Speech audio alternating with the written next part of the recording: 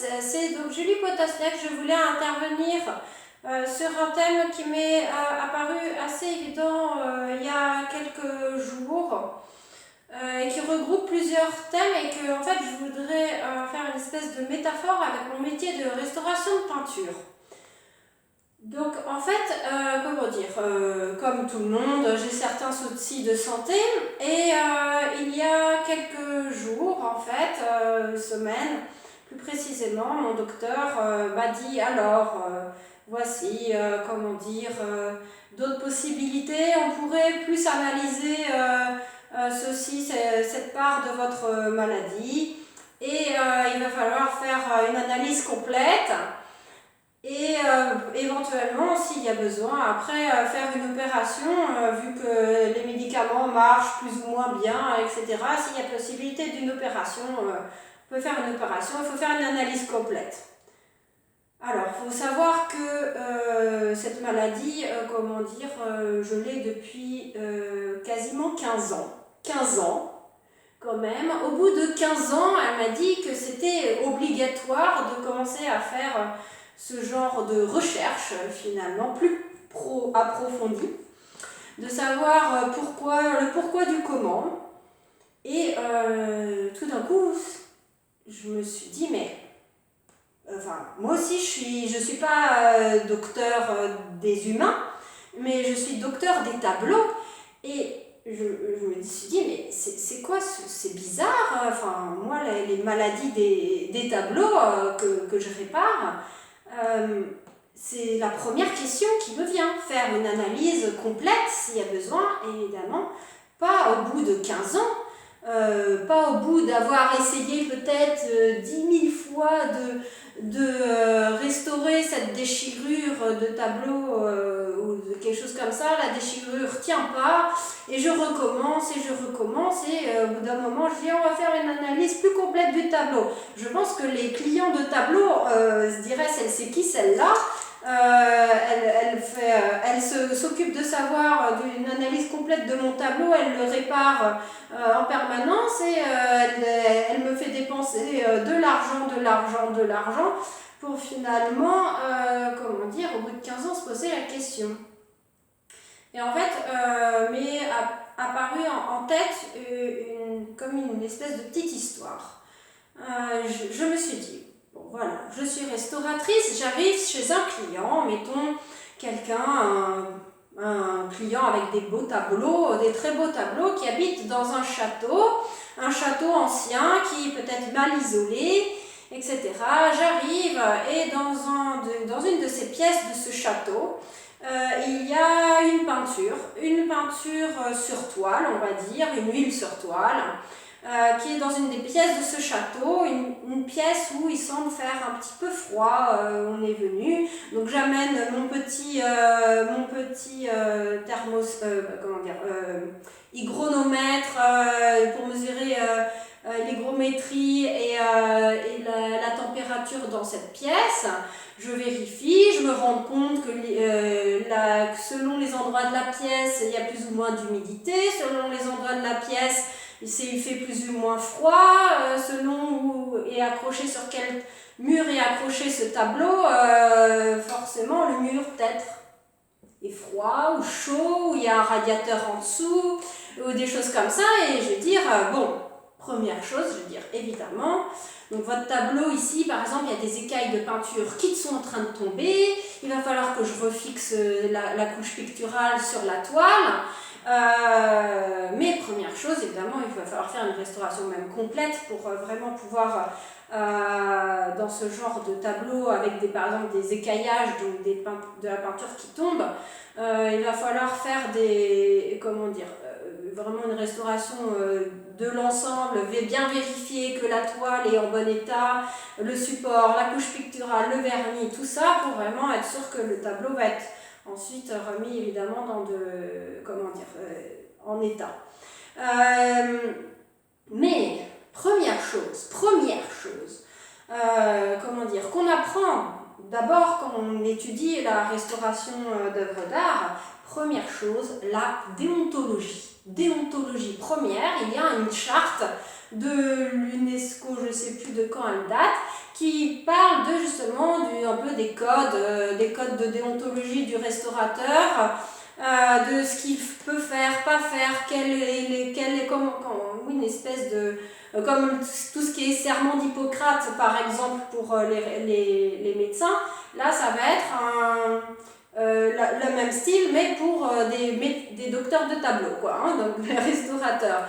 Et donc, première chose, déontologie, méthodologie, et on va nous apprendre le truc le plus important en tout premier, c'est évidemment de faire attention à ce qu'on appelle la conservation préventive, c'est-à-dire faire attention, le tableau qu'on récupère qui est en mauvais état, oui, hop, on va venir, si on peut dire, le sauver, mais en tout premier, on va se regarder, analyser où est-ce qu'il est, pourquoi il peut avoir ça, et pour évidemment, une fois qu'il est restauré, ne pas venir le raccrocher dans le tableau à un endroit qui est sous un radiateur, par exemple au-dessus d'un radiateur, avec des fenêtres ouvertes, avec plein de, ou même pas, avec de l'humidité qui coule sur les murs, et que le tableau, donc vous imaginez une toile de lin par exemple, une toile de lin, si l'hygronométrie n'est pas stable, la toile de lin, qu'est-ce qu'elle va faire quand il va faire plus humide?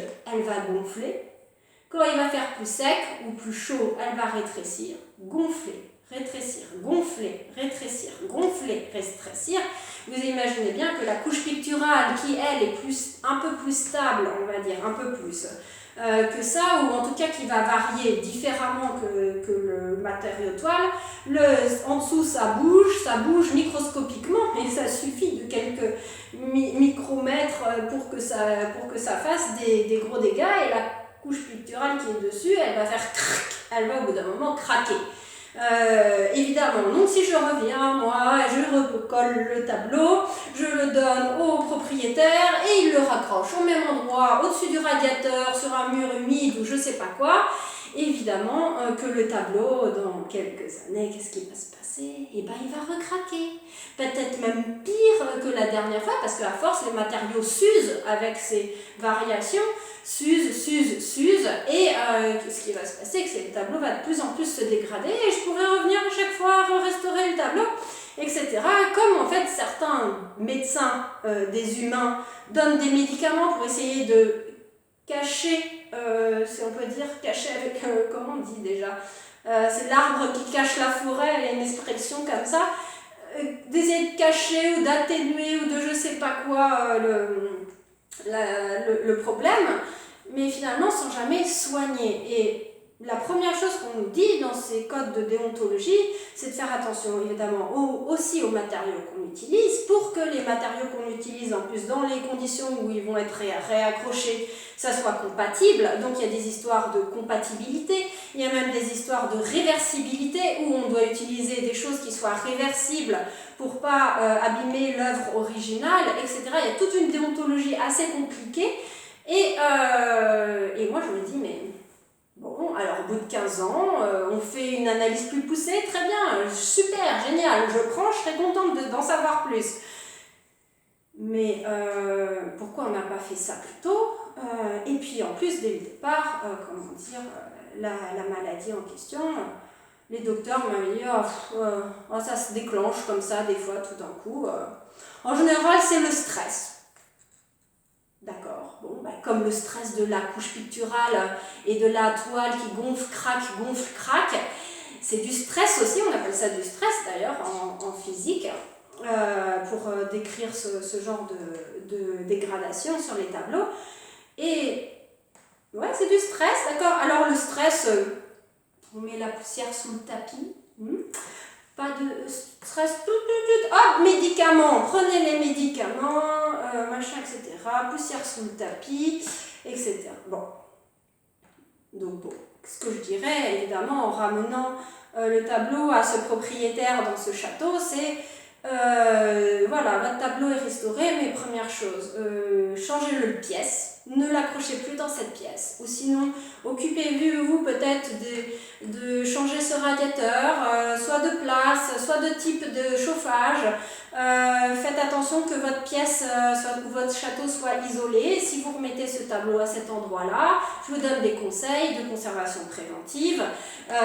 Si vous le raccrochez à cet endroit-là, dans quelques années, la couche picturale de nouveau tombera. Je serai obligée de revenir pour vous refixer le tableau et on n'en terminera jamais.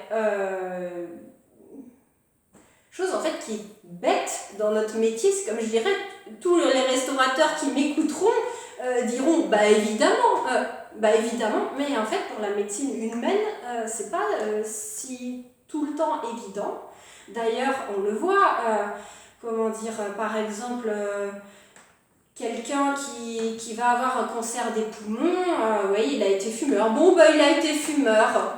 Il a fumé, ouais, on le dit que c'est pas bien de fumer. Ok, mais les cigarettes sont vendues, etc. Oui, bah lui, il a volé le téléphone portable de celui-là dans la rue. Ah, mais il le savait, il faut pas voler. Hop, allez, on lui met une peine de prison et puis il recommencera pas la prochaine fois parce qu'il aura peur d'avoir une peine de prison. Ou alors, oh, il a été méchant, il rembourse le téléphone qu'il a truc. Et puis, les causes, elles sont où? Alors, il y en a qui vont dire, ouais, c'est parce qu'il était obligé de voler le téléphone portable, hein, parce qu'il peut pas, il n'a pas un travail, il n'a pas ceci, il n'a pas cela. Donc, oui, certes, mais remontons à la source. Je reparlerai éventuellement d'épistémologie comme j'en avais déjà parlé. Remontons à la source première. Et tout simplement, regardez, je vais vous montrer un petit truc. J'ai mis ça comme une espèce de petite blague sur moi. J'ai retrouvé ça dans mes affaires. Voilà. J'ai ça sur moi. Vous imaginez franchement que si je vais attraper un de mes tableaux, je vais garder ça sur moi? Non mais ça va pas la tête, je l'enlève. Ça je peux le mettre pour le fun, si on peut dire. On pourrait le mettre pour le fun dans un concert ou je sais pas quoi, mais pour attraper un tableau, ça, je le pose. Je le pose. Je ne vais pas attraper mon joli tableau avec un truc, qui risque de le rayer, ou qui risque de l'abîmer ou d'arracher la couche picturale. Pas du tout, quoi. Alors, celui-là, il est sur bois, mais s'il serait sur toile, je risquerais de déchirer la peinture, déchirer la toile, par exemple, et la peinture, par la même occasion, l'abîmer. Jamais de la vie, je l'enlève. C'est pareil, d'ailleurs, quelqu'un, je sais pas, là, je vous montre mon tableau, mais quelqu'un qui aurait, éventuellement quelque chose sur lui, un vêtement ou un collier, ou je sais pas, quelque chose qui pourrait, par exemple, être dangereux. S'il s'approche d'un bébé, il va pas lui mettre des choses à proximité qui sont dangereuses. Il y a des choses un peu comme ça, un petit peu évidentes, des déontologies,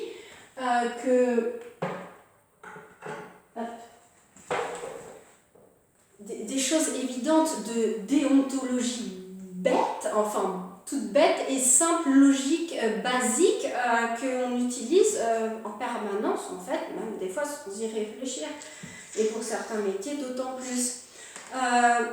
Donc médecine humaine, justice aussi comme je vous disais, ou même en morale, ça...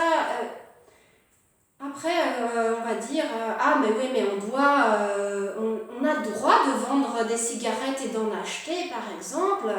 Ah oui, il aura peut-être un cancer des poumons, mais on le soignera, on lui donnera des médicaments, et tout se passera bien. Hop, poussière sous le tapis, encore. Et c'est sa liberté de fumer. Très bien, pourquoi pas liberté de fumer, mais je sais pas, pourquoi pas signer un papier, j'accepte, moi, Julie Potosniak, décide de user de ma liberté pour décider de fumer des cigarettes et donc du coup de fumer, m'encrasser les poumons, tout le monde est au courant, il y a des milliards d'études et de médecins spécialisés là-dedans.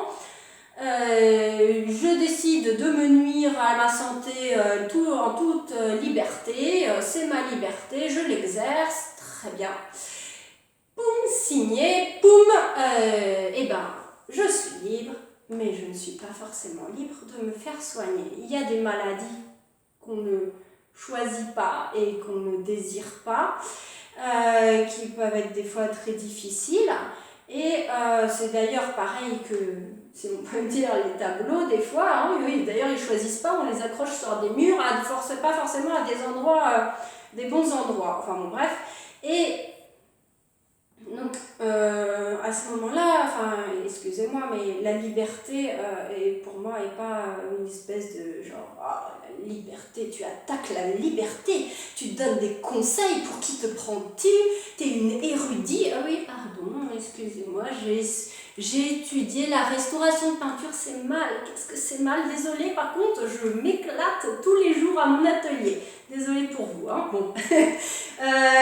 Enfin bon, bref, donc médecine humaine, justice morale, toutes les choses comme ça. C'est pour ça que je vous mets certains livres derrière que j'ai lus actuellement et qui parlent justement de ces choses. Par exemple, le livre de neuroéthique qui parle de la justice, qui est plus, comment dire, qui a plus tendance souvent, pas que, mais à répondre à une agression, ou enfin un délit, on va dire un délit général, avec une peine pour, comme une punition, éventuellement pour essayer de dissuader la personne de recommencer, mais après, une fois que c'est fait, la personne repartira dans la nature. Et si c'est autre chose, l'explication, ou si l'explication et la justification de cet acte n'est pas réglée, par exemple une personne qui malheureusement, a des problèmes financiers pour X raisons, va aller revoler un téléphone avec la bonne explication, genre ah bah oui mais moi j'ai volé mais je pouvais pas faire autrement. Ah, bon bah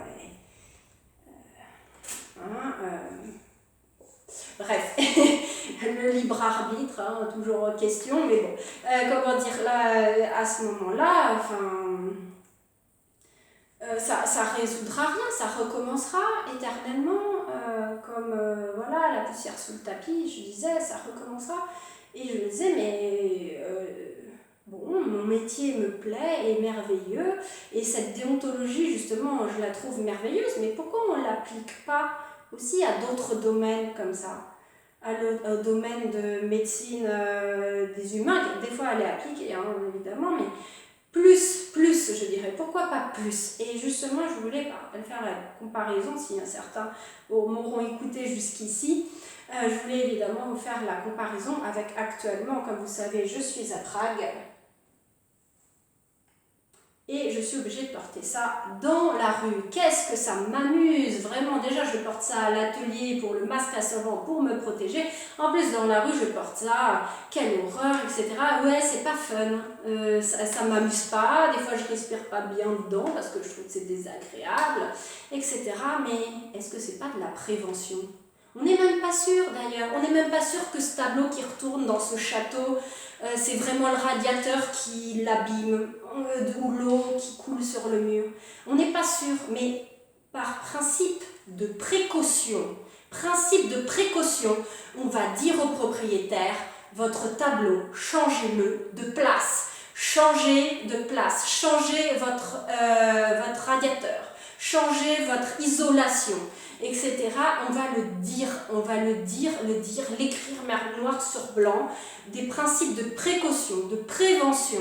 Et ça, pourquoi vous ne le portez pas, ceux qui ne le portent pas? Ah, c'est parce que c'est ma liberté. Oui, moi aussi, c'est ma liberté, elle me gave, mais par principe de précaution et de prévention, au cas où, peut-être ça marche mal, peut-être que celui-là marche mieux, celui-là peut-être mieux, peut-être je sais pas. Par principe de précaution, je essaye de faire aussi bien que pour les tableaux, que pour les humains. Désolée, je respecte autant les tableaux que les humains. Je ne sais pas ce que vous préférez vous, hein, mais j'essaye de respecter les humains qui passent à côté de moi dans la rue.